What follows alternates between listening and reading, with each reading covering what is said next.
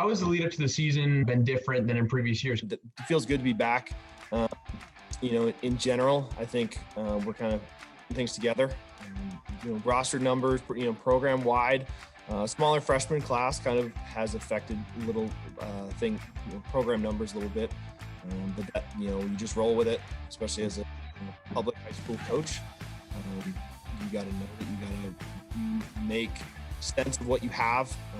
It's not like I'm on a recruiting trail. I'm going to have the kids that I have and make the best of it. So I think we can definitely do some good things as long as we have a high amount of buy-in and put our best foot forward. I like to say that there's no I in team, but there's a you and I in unit. And usually when teams are really successful, they're playing unit lacrosse or unit football or unit soccer. So as long as we can focus in on making those unit plays, those we plays, rather than those individual efforts, I think we could really surprise some people in the county this year. Sure. Well, let's flip to leadership.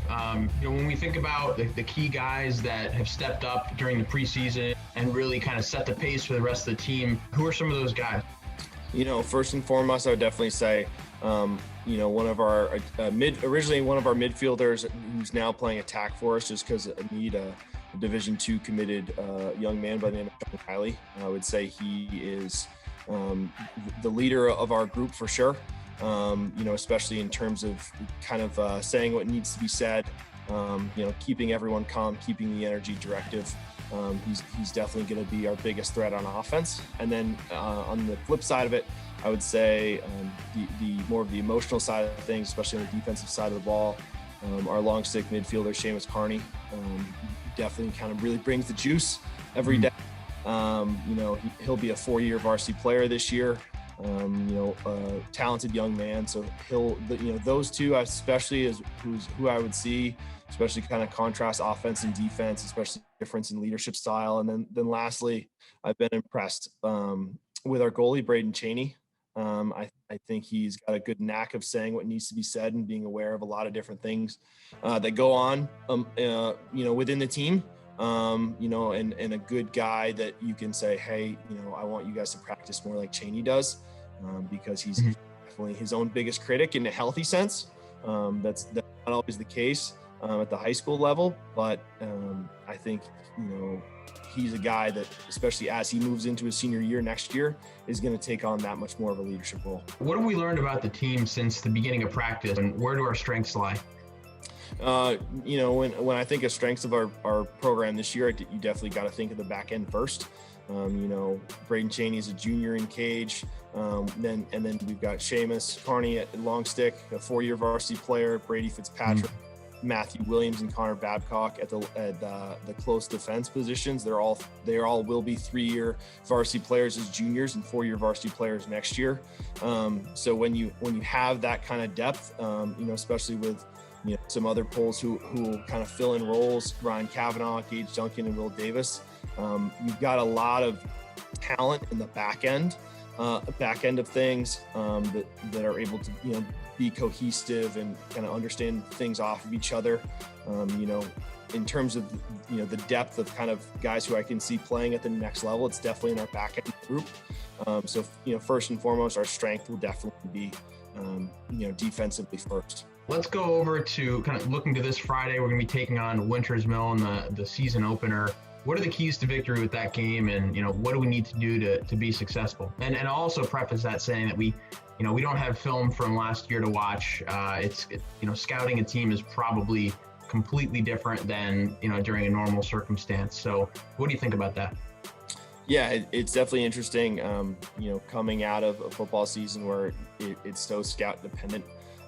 Lacrosse especially, I've found so much of it is just making sure that your own T's and I's are crossed and dotted respectively, especially coming out of a season where, you can look back on 2019 film, but, the kid that you thought might be a threat, well, he might be in college, or that kid developed, or that kid might have moved. So you really don't know. And I also know, I remind myself often the pandemic affected every team in the state, every team in the county, which is important to kind of remind ourselves. So I think, fundamentally, at the beginning of the season, especially, it's not going to be really pretty lacrosse.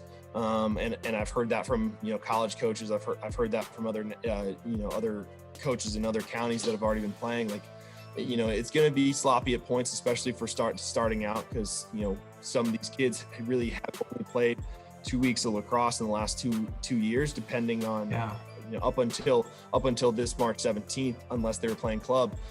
So in terms of, keys to the game against Winters Mill, or really anyone, it's going to come down to who has bought in more, who has tied into their identity more.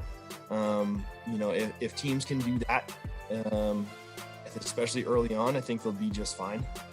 Because, as any coach knows at any level, there's so many things that, can get better over the season.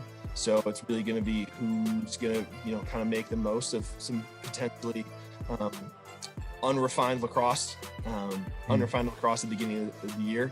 And it's going to be who kind of understands who they are as a team. Sure. Well, I know you've already name dropped a bunch of different names on the offensive side of the ball and the defensive side of the ball, but I kind of want to let you talk about specifically when we think of playmakers and guys that fans in the stands should be keeping their eye on. When we talk about the offense, who are some of those names and why? So, offensively, Sean Riley, as I mentioned earlier, D2 commit at Lander University's probably got one of the best shots I've ever seen at the high school level. And I don't say that lightly. That's pretty high praise from any coach. He's a lefty. He's going to be a threat every time he walks onto the field. Some of our stuff is definitely going to be try to put him in kind of off-ball situations, so he can really kind of do what he can do best simply. Then, our other two starting attackmen, Jake Langell and Philip Suter, I think both can surprise some people with what they can do and kind of how they understand the game. If they put it together like they can, and make the most of their talent, I think we'll be successful at the offensive side of the ball. And then midfield, Owen Bittner, he's another 3-year varsity player, a right-handed midi. He's definitely fleet of foot in the middle of the field. He's got a heavier shot than people at times realize. So I think in terms of biggest threat for the midfield, I would say at least offensively, Owen Bittner. And then, as we've kind of gone through preseason, I would say the number one X factor of our team right now is a midfielder by the name of Sean Hawkinson. Plays really simply. He'll play two ways for us. He'll play offense. He'll play defense. He's our best short stick D midi. He doesn't make a whole lot of errors on the offensive side of the ball. He's a commit to Juniata College for football as a receiver, I believe. We're talking about an athlete who is first team all county on both sides of the ball in football. So for him to have, a 6'2", 6'3" midi in the middle of the field who knows how to play within himself, that's a huge plus for us as coaches. So in terms of, offensive, defensive side of the ball, a lot of guys do a lot of things, but I would say potentially the biggest X factor for us right now is Sean Hawkinson. Yeah. Anything you want to say to the fans? We're just excited to have you guys out. We're excited to have you guys subscribing to our story of the season. I've never felt better about being able to, show everyone, both near and far, local, nationwide. I know my parents will be subscribing. I know my old coaches will be subscribing. It's really fun to see because as a head coach, I want our boys to feel empowered and enthused at how they're able to show their skills. I think as long as our boys put their best foot forward and make sure that they're buying in, playing unit lacrosse, and understanding who we are as a program, I think we'll definitely, surprise some teams. And that makes me excited as a coach, in terms of kind of contrasting who I am as a coach. So much of football is, kind of stop-start, but so much of lacrosse is really set it and forget it. So as long as we can, be aware of our strengths and play to them, I'm really excited to see what we can do this year. Coach, thanks so much and good luck. Thank you.